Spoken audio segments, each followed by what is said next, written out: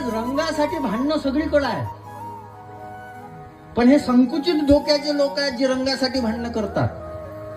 एक 22 वर्षाची पोरगी निवडून आली, निवडून आल्यानंतर म्हणते आम्ही सगळं हिरवं करून टाकू. बरं, हिरव्याला आमचा विरोध नाहीच आहे ना. आमच्या हिंदू धर्मानं सगळ्यांचा स्वीकार केला. अरे बाबा, हिरवं काय? आमची माय माऊली स्वतःच्या सौभाग्याकरता जेव्हा हातामध्ये चुडा घालते, तो चुडा कोणत्या रंगाचा आहे? आम्ही जर संकुचित विचाराचे असतो ना, आम्हाला हिरवा चालला नसता तर आम्ही का घातला असता? आमच्या आईला, देवी आईला जेव्हा आम्ही साडी चढवतो तेव्हा ती साडी कोणत्या रंगाची आहे? आम्हाला कुठे शहाणपण सांगता? आमचा विरोधच नाही आहे.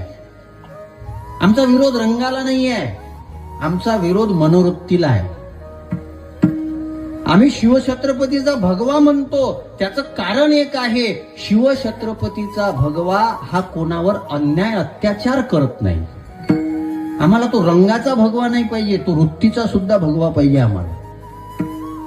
जय श्रीराम हा केवळ नारा नसला पाहिजे, जय श्रीराम हा आमच्या जीवनाचा मंत्र असला पाहिजे.